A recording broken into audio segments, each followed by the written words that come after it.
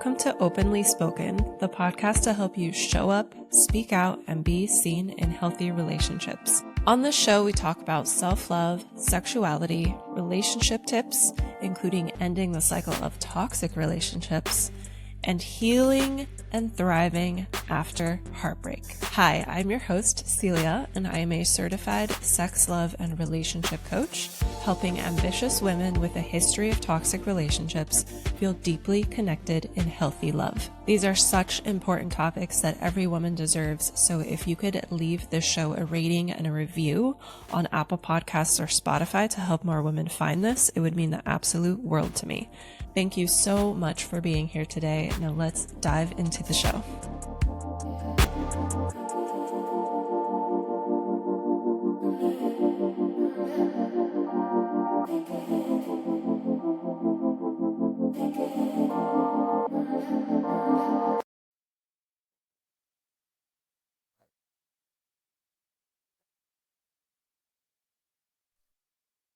Hello, welcome to Openly Spoken, the podcast to help you show up, speak out, and be seen in healthy relationships. I am your host, Celia, and I'm here with a little bonus episode for Valentine's Day, a little audio-only episode, and I wanted to share with you my Valentine's Day transformation story. I am recording this on February 13th, so by the time you hear this, if you're listening to this on Valentine's Day 2025, this is all very fresh. So I've really just been doing a lot of reflecting on where I'm at now versus Valentine's Day 2019, which was like the worst Valentine's Day ever. Because at that time I was deep into heartbreak. I was freshly broken up from a relationship I thought would last forever. I'd also recently moved to New York City, and my 3-year relationship ended with the words, "I'm bored." His words, not mine. And I just wanted to come on and share that story and where I'm at now, being married to my absolute soulmate, because Valentine's Day can be very tough for a lot of people. And in case you're in the space where you're going through a difficult breakup, or you're single and you're like, ugh, I don't want to be single on this day, I want to share my story so that you can get a glimmer of hope and know that whatever circumstance you're in right now doesn't have to be forever if you don't like it. Yeah, so Valentine's Day 2019, I was on that day, I was living in Brooklyn, New York, and I was teaching yoga and waitressing at the time. And on the literal day of Valentine's Day, I was waitressing a busy lunch shift, surrounded by couples in love, and I was barely holding myself together. We had this back section that was curtained off and acted as sort of this break room for the servers. Usually at the dinner shift, it would be used, especially on the weekends. But during lunch shifts and during the week, it would typically be sectioned off because there were tables there, and that would be where you would like take your break and actually like sit down and eat.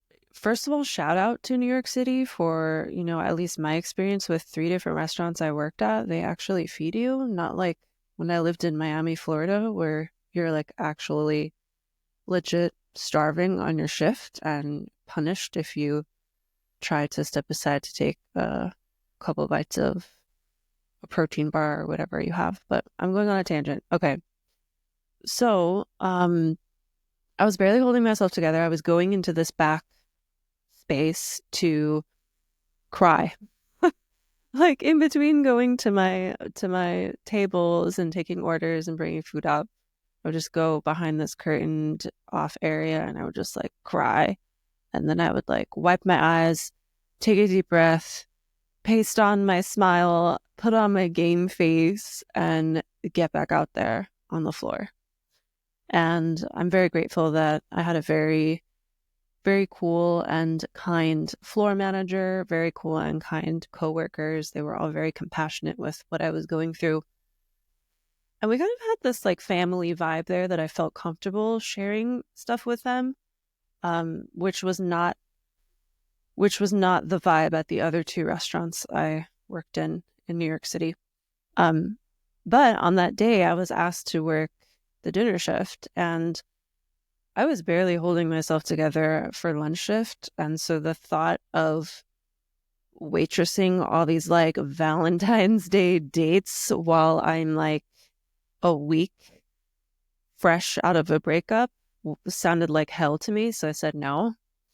And I remember my coworker who took the shift, she made $600, maybe even more than 600, something wild, like an amount in tips that I have never made in my serving days in one night.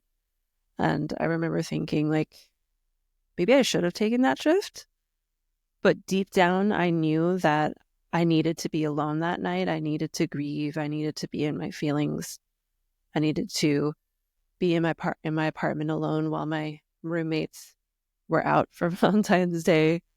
But fast forward to today, and it's Valentine's Day 2025, and I'm a certified sex, love, and relationship coach and certified female sexuality coach. And when I look back at this pivotal time in 2019, I can see how it led me to the work I do today, where I help women heal from breakups, break free from toxic relationships, step into their worthiness, and find that soulmate love. So if you're listening and you're like feeling lonely today or heartbroken, or if you're single and wondering if love is ever going to happen for you, I need you to know that where you are right now is not where you'll always be, and love is always possible, healing is always possible, and you are so worthy and deserving of it. So I will kind of go into the reality of heartbreak a bit, because I think that for the type of people that are probably listening to this show, you know, you're an ambitious woman, you have a lot on your plate, and you probably have no problem signing up for the therapy, for a coaching session, reading the books, like doing the things. But what can be very hard to do if you are in the thick of doing all that stuff is you're then too busy to feel. And going through that breakup really showed me that it's all about making space to feel. Even on that shift where I was going in the back and crying, like that, me going to the back and crying was helping me get through my shift. Like if I would have held in my emotions, I would have had to leave early. Like there's nothing wrong with needing to cry. I feel like a lot of women, and I see this with my one-on-one clients, like a lot of women have a hard time crying because there's a lot of, you know, old things from childhood where maybe you've been shamed from crying.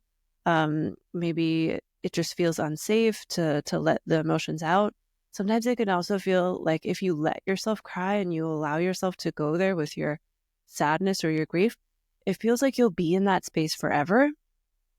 But the irony is, if you avoid it, it'll be lingering forever. But if you feel it, that's how it will actually process, and that's how you can feel the opposite side of the spectrum of emotion. So that's how you can end up making more space for bliss, for joy, for love. So yeah, heartbreak is so hard. It's like, especially, you know, if it's a long-term relationship, it's like that person was such a big part of your life, and it's almost like they've died because they're no longer, like, you're no longer waking up next to them. They're no longer in your space. And heartbreak is not just emotional, it's physical, it's psychological, and it's even spiritual. And sometimes you can like feel those like physical. I remember during this breakup, I felt this like physical pain in the very center of my chest. Like when he was breaking up with me, I remember that it hurt, like physically, it hurt so bad. And I needed to be in that space where I hurt so bad because there were parts of my inner child that got triggered in that moment. And I remember a couple months later sitting on my therapist's couch and her telling me that like the reason why it felt so bad was because it was triggering your abandonment wounds from childhood that you didn't work on at that time or hadn't, fully healed at that time that we were working on in therapy. And it made so much sense for me. Yeah, so I did a little bit of like Googling and saw that studies in neuroscience show that romantic rejection activates the same brain regions as physical pain. And that kind of explains why it's so unbearable. And when we go through heartbreak, it can feel like our world is shattering. And in many ways it is. The vision we had for our future is suddenly erased, and that can feel so destabilizing. For me with this, the breakup that I'm sharing about, like my future, I thought I would be marrying this person. No, now I'm really glad I didn't, because I see that we were not meant for that. Yeah, so the vision for your future is suddenly gone. And then it's not only just, a breakup that you're grieving. There's also a lot of stuff, especially for us ambitious women, a lot of stuff comes up about like, what the fuck am I doing with my life? And I could bring up a lot of anxiety around not really being certain that all the actions you've taken thus far is actually leading to anything. I don't know if that resonates. Let me know if that resonates with you. And yeah, when we have that future that we imagined gone, it leaves behind this overwhelming sense of loss and uncertainty. And I think that can be a really great invitation, because when you're going through a heartbreak of a long-term relationship, it's essentially like a big part of you is dying. And for me, at least, it brought up questioning all other parts of my life, questioning my career, questioning habits. And so that sense of loss and uncertainty can kind of be helpful to do an audit of your life. So when my relationship ended, I felt such a mix of emotions: sadness, confusion, anger, deep self-doubts. I kept replaying moments in my head, searching for like, when was the exact point that the relationship started falling apart, looking obsessively through my camera roll to see the photos of us in the beginning of the relationship, how happy we both looked, and then like progressing and seeing how the most recent photos, he's kind of like faking his smile. And I'm just like, I realized in going through that breakup, I was like, something's been off for a little bit. And I actually was bringing stuff up. I forget what I was bringing up. I think it was an issue with him like working a lot. We had really opposite schedules. He worked really late nights, and I was like speaking up about my needs towards the end of the relationship, and we were having very hard conversations, and I thought it was a good thing, because before then there were months where things felt off and none of us said anything. And so then when I started sparking these conversations, we started having these difficult conversations. I was like, great, we're getting somewhere. We're going to solve some of our issues. And then, one day it's just like, we need to talk. And then he said, I think we should break up. I don't remember the exact words he said, but like he broke up with me and I was just like, wait, what? What the fuck? So I was completely blindsided. And if you grew up in an environment where love felt unpredictable or conditional, a breakup can feel like proof that love is not safe, or proof that love is not sustainable, or proof that, like a big one for me was proof that if you feel very happy and good, it means something bad is about to happen. I'd always felt a need to prove my worth in relationships and to be quote unquote good enough to be chosen. And so when my ex told me that he was bored when he broke up with me, it really, really triggered like some wounds of not feeling good enough, inadequacy. And it really felt like it felt like it pointed to how I was broken and how I was inadequate, rather than his inability to fully commit and to like have these difficult relationships. And yeah, that's the hardest part when you're going through a breakup, when you feel unworthy of love without realizing that, the real truth could be that your partner is not ready to step up to the plate of being able to have those difficult conversations and being able to show up for you and all of your emotions. I remember in this relationship, in hindsight, we see all the red flags, right? And to be honest, this was my first healthy relationship. However, when I was healing from it, there were a lot of things that I realized. Okay, I want to preface this. When I say red flags, I don't mean to say that like this person was completely toxic. When I say red flags, I mean that things came up that I did not feel okay in, and I didn't say anything about it. And one of those things was, we met in a state where my mom and siblings lived at the time, and they still live there. We met there, and then we moved out of state, like pretty far away. We moved from like the southeastern part of the US to the northeastern part of the US together. And that was a big transition.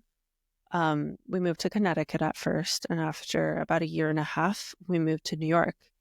And New York was a huge transition, and it was really, really hard on me emotionally. It was really hard to be, that far away from my mom. Yes, I was far away from my mom in Connecticut too, but New York felt different because it's so much more fast paced. In Connecticut, I made friends very quickly. And in New York, the first couple months, it was really tough. I remember getting lost on my way home on the train. And like the first, we moved there with like nothing lined up because we were in our late 20s and we were, young and kind of stupid, I guess. But I'm glad that we did it. So the first job that I got was waitressing at night. And so I would take the train home at night, and there was construction on the train at that time with the line that we lived by. So I remember on the first night home, it's like midnight and the train doesn't go all the way to my stop. So I had to get out, and like navigating yourself in a new city, in a big city like New York, when it's completely new to you, is very overwhelming. And so there was that, and just like being far away from family. And when I would feel emotions about that or express that to him, his reaction is not the reaction that my now husband would have if I ever felt any grief or sadness about anything. My husband, he will hold me. He'll witness me if I need to cry. He'll hold me. He'll just like be present with me without any need to fix me and without judging me. And this ex was not able to do that. I remember breaking down after the move to New York and him being just like, whoa, like what is, that like putting your hands up and making your eyes wide and being like, oh my God, what's with her? And my mistake there was that I took that as like, okay, it's not safe to show all of myself, so I'm going to pull back. And so that was my contribution to the relationship starting to have issues at the end, was that I became smaller.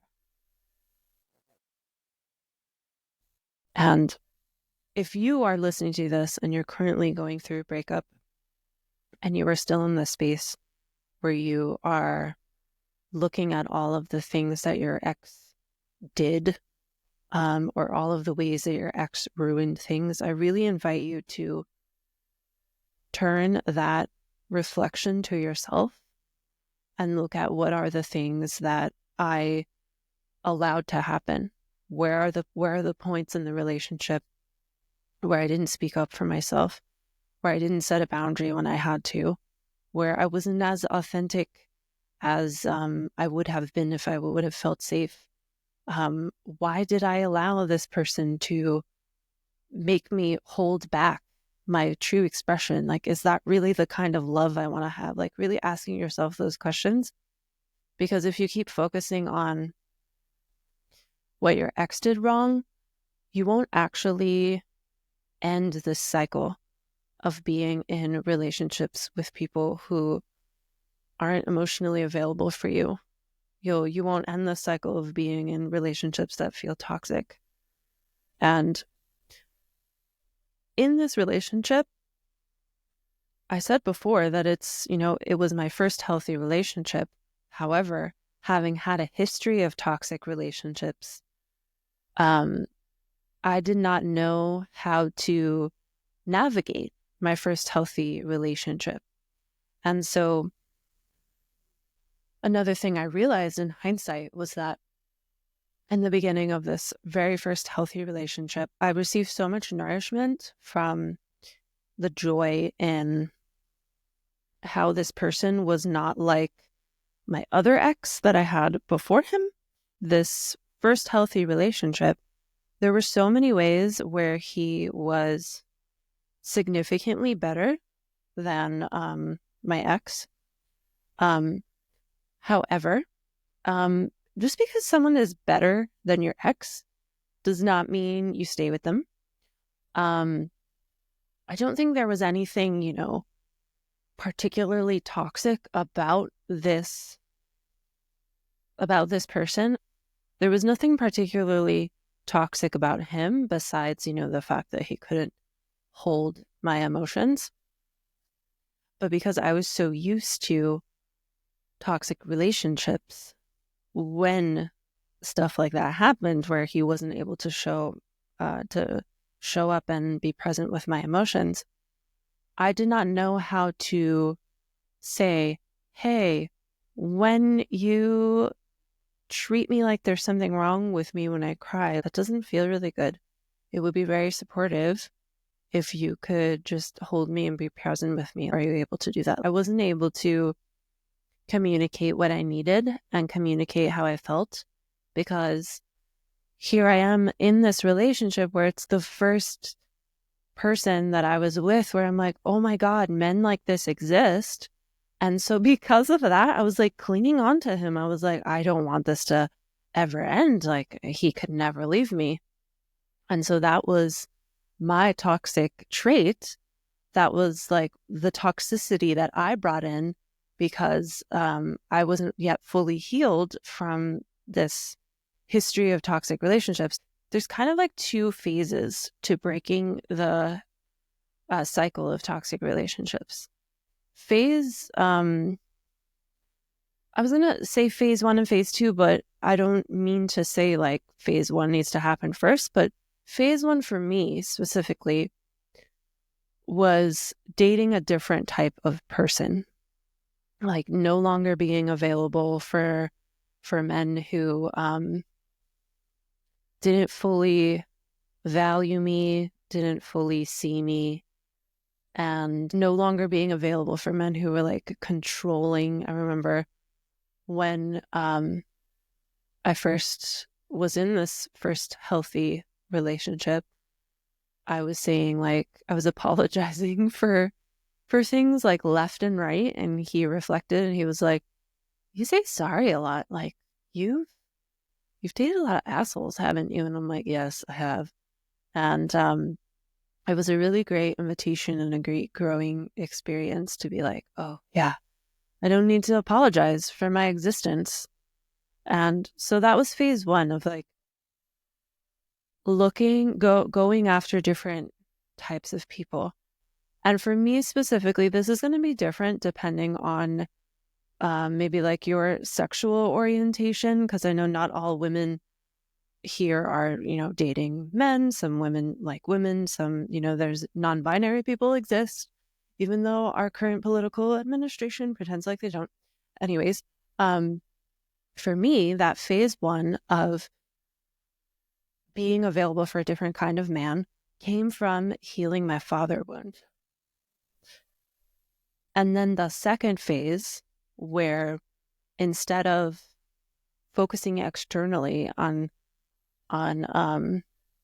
going after different kinds of men, it was an internal focus on like taking that mirror away from my partners and taking the finger pointing away from my ex-partners and what they did wrong, and pointing it instead to me and noticing what I have contributed and like my cleaning up my side of the street. And that was the mother wound. And I think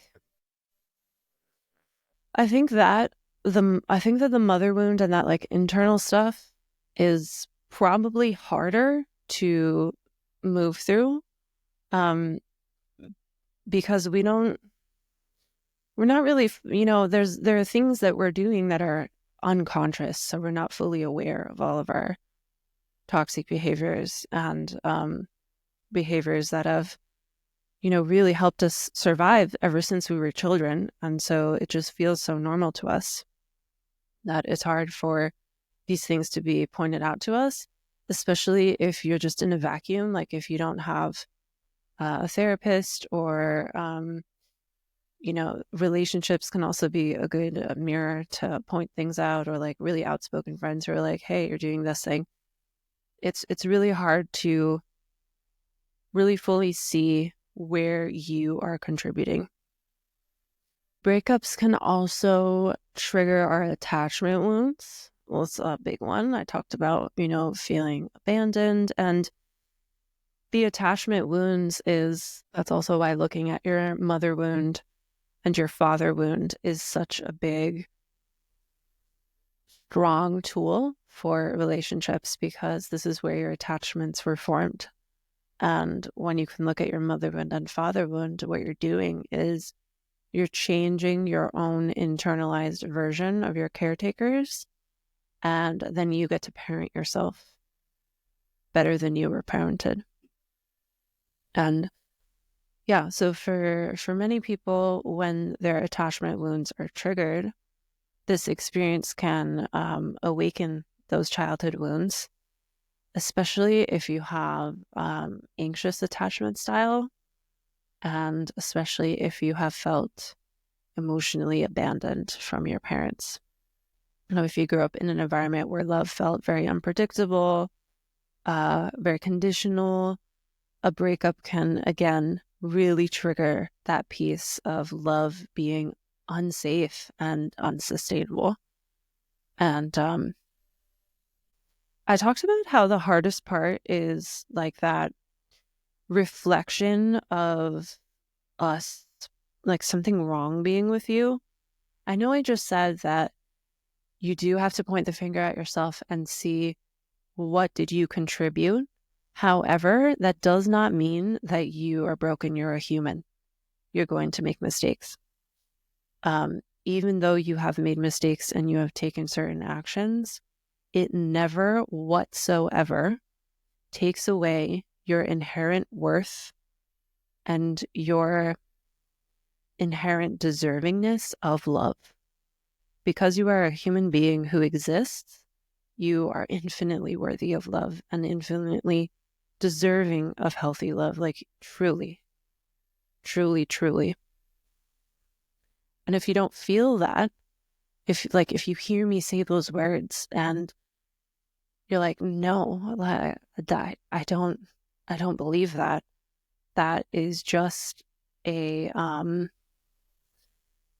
an indication that your inner child needs to be reparented, because you learned in childhood that you were unworthy or undeserving of love, and that's just not true.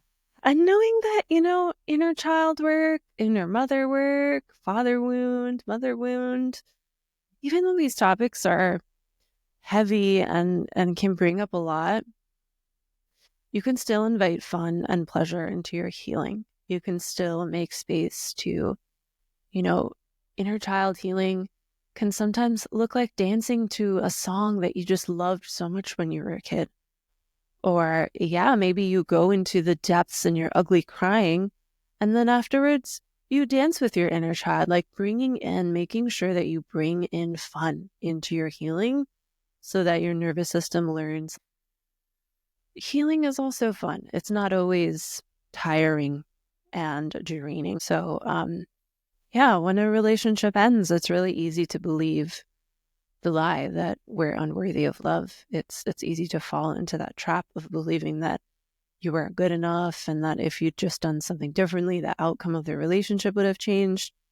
But I truly think that, this might be like my own spiritual journey with relationships, but I invite you to really try this thinking on to see if it might be supportive for you. But I really think that every romantic relationship, however it played out, that was exactly how it was supposed to play out, so that you can learn and so that you can grow and so that you can feel and so that you can get closer and closer to healthy love, and first and foremost get closer and closer to inner healthy love, and remembering that healthy love is inside of you. And then when you access that, you start to see where healthy love is available around you, and it becomes easier to interact with healthy love outside of you. So besides the lie of feeling unworthy or undeserving after a breakup, I think one of the other hardest things is the loneliness, especially around this time of year.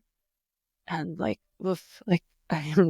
that Valentine's Day 2019 was so excruciating. Like seeing those happy couples when I felt so empty inside made the pain sharper. It felt like the entire world was rubbing my loneliness in my face. Luckily at that time, I had a connection with my inner mother. So I spent the night, in my apartment, crying, feeling, but also doing very nice things for myself. I cooked dinner for myself, gave myself, a relaxing bath, and really just nurtured and cared for myself. And I didn't realize that loneliness was an invitation to deepen my connection with my inner mother until right now when I'm speaking it out loud. It really was an invitation to meet myself, to sit with my emotions rather than to escape them, and to learn that I could be my own greatest source of love and comfort. And it really helped me accept so many parts of myself that I was shaming while I was in the relationship that had just ended.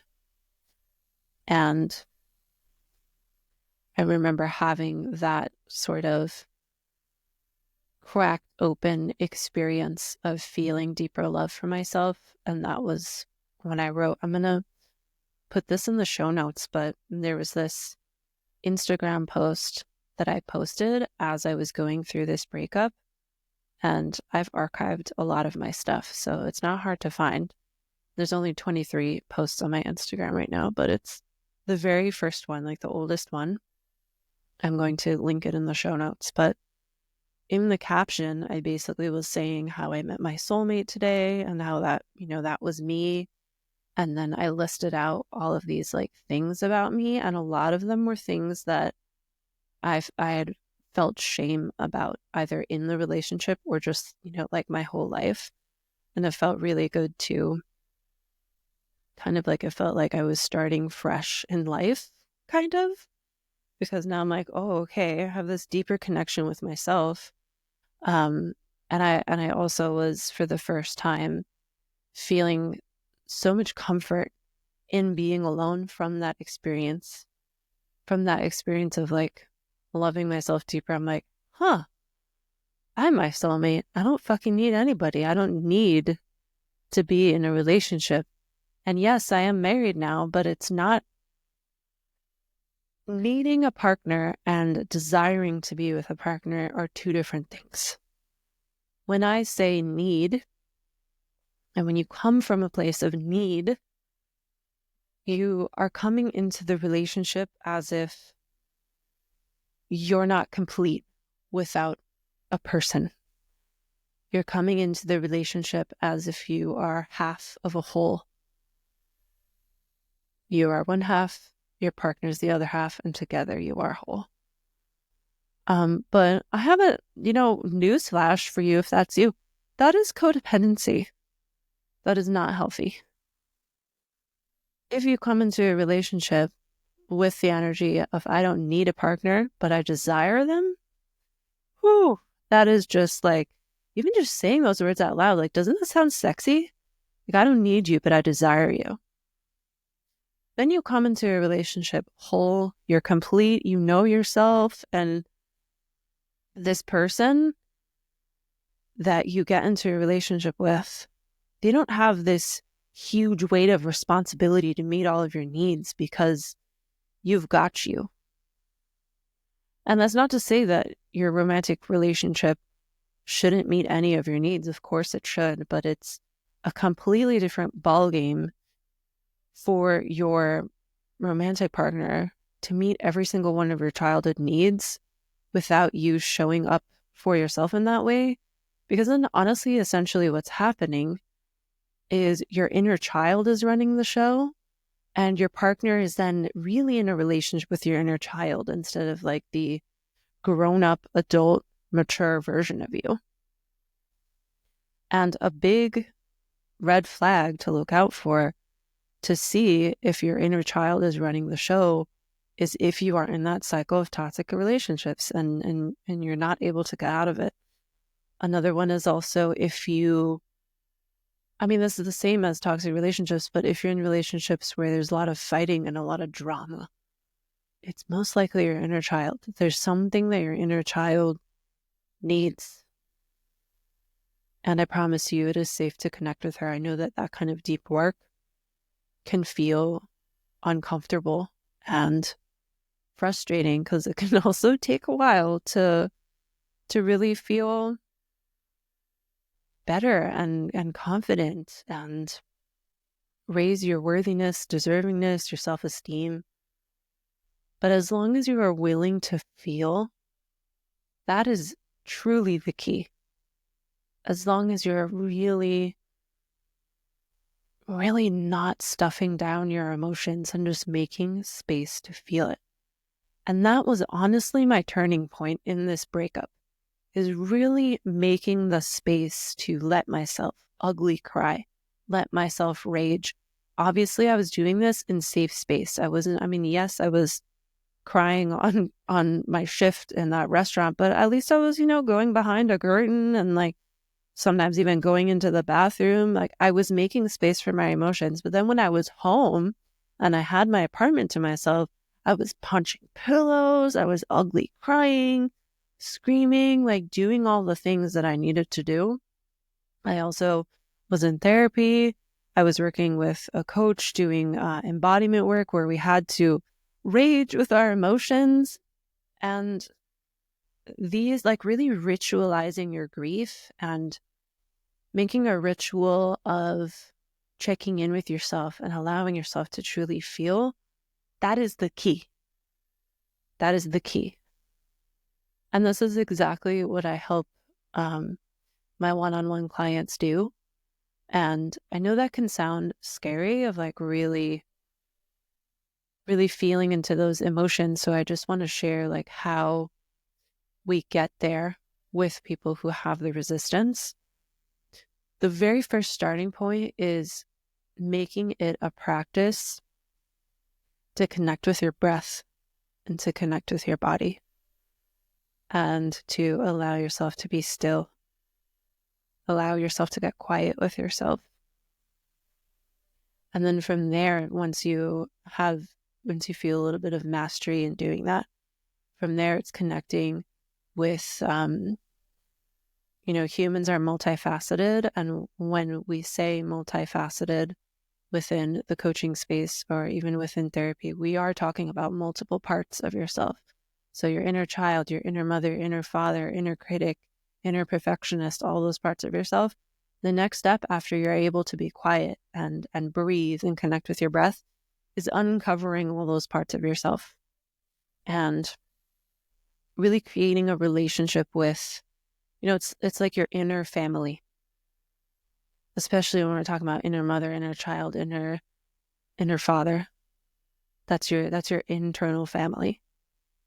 And when you integrate those parts of you, then you no longer operate from all of your wounded parts, and your wounded parts have their needs met by you. Your wounded parts, now that they have their needs met by you, they are doing something else rather than sabotaging your relationships. And then other parts of you that are not wounded, that are empowered, they feel safe to show up for you. And then you have these internal pieces that you can always connect with to help you reach towards your desires in relationships and in self-love. Yeah. So another part, one turning point was really feeling my emotions. A second turning point that was really big. It feels, I think this will feel scary for some women to hear, but becoming my own lover. Something I realized in this breakup was that I was always outsourcing pleasure and intimacy to my relationships. And I had no sexual relationship with myself. And that, came from my I had kind of like an indirect religious upbringing. Like my parents weren't religious, but my parents' parents were religious. I was raised by my stepdad, and he's not religious, but his family is like staunchly Muslim. And women being empowered in sexuality is a nope. And then my mom is also not religious, but neither are her parents, but my grandmother, my mom's mom, her family was super religious. And the more I learned about my grandmother's upbringing and history, and, like seeing photos of my grandmother and her sharing like, oh yeah, that was this thing we had to do for church. And I realized how I inherited a lot of shame, religious, like shame around my body from that side of her, like epigenetically inherited some trauma there with the shame around body and sexuality as a woman. And also just learned from seeing my parents growing up that women in relationships with men are made basically to just serve the man. And yeah, I was never taught anything at all about sexuality from my parents, so I'm sure that like added to it. But when you come into when you're an adult and when you're an adult woman and you're in relationships and you don't have that sexual relationship with yourself, there's a lot that your sexual connection with your partner is missing out on, because with the relation, as you develop the relationship with yourself, you learn more about what it is that you enjoy, what it is that you don't enjoy. You become more empowered to speak up. I know it's hard for a lot of women to um, reject partners, and some women will, just kind of breathe through experiences that don't really feel good and that we don't really want because we feel obligated. We feel like, oh, this is what I'm supposed to do. So that was another big learning. And both of these things, the really showing up for my emotions and feeling more deeply than I ever had before and really leaning into embodiment work, plus becoming my own lover, is what led me to being in the marriage that I am now. And it is what led me to breaking this cycle of toxic relationships finally. And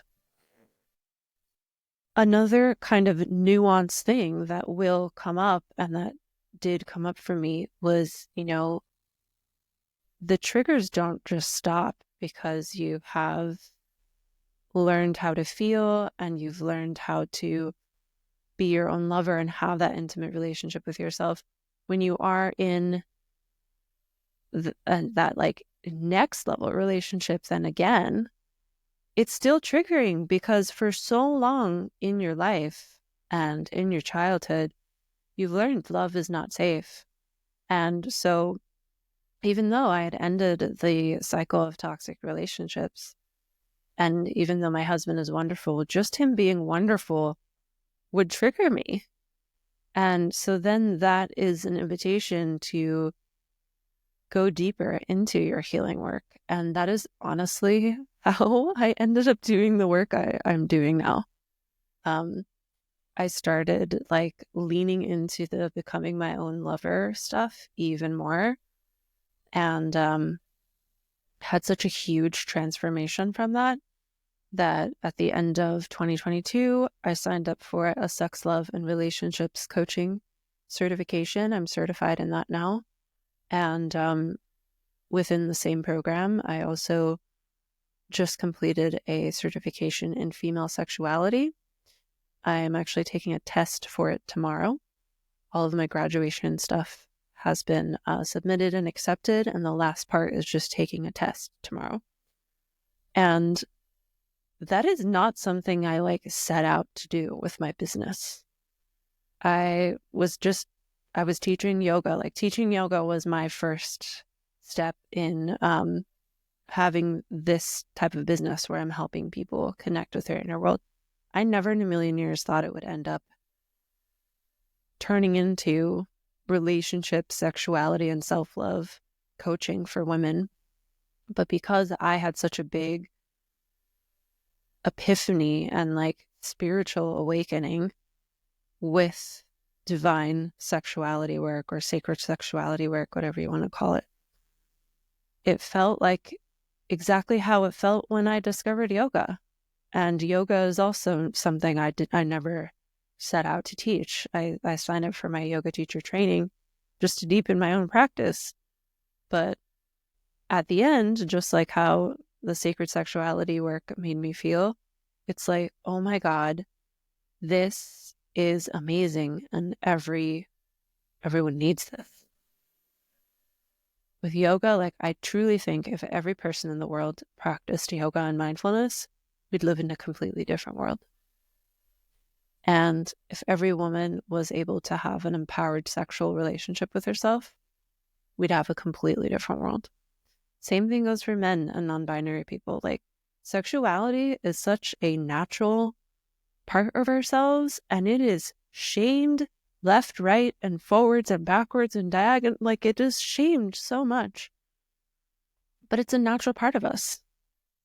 And when we can unshame that and integrate all of the wounds from that, we can have better relationships, first and foremost with ourselves, with our own body, and with the world around us. And that's what I'll leave you with today.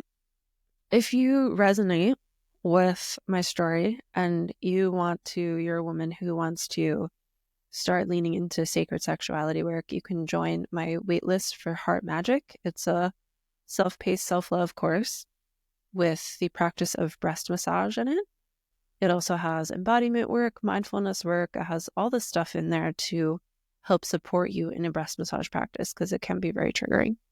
And if you want something deeper, I am a one-on-one coach, and my coaching is also on waitlist. So both of these things are on waitlist, but depending on when you're listening to this, maybe it's 5 years in the future, the list might be open. So I will put those links in the show notes below. And thank you so much for spending your Valentine's Day with me. Whether you're celebrating, whether you are healing from a breakup, whether you are single right now and wishing you weren't, or just navigating whatever journey you're on, you're exactly where you need to be. And whatever you're going through right now is going to really set you up for the future that you will love. And I'm so honored to be here to walk this path along with you. That is all. Thank you so much. And I will see you next time. Bye.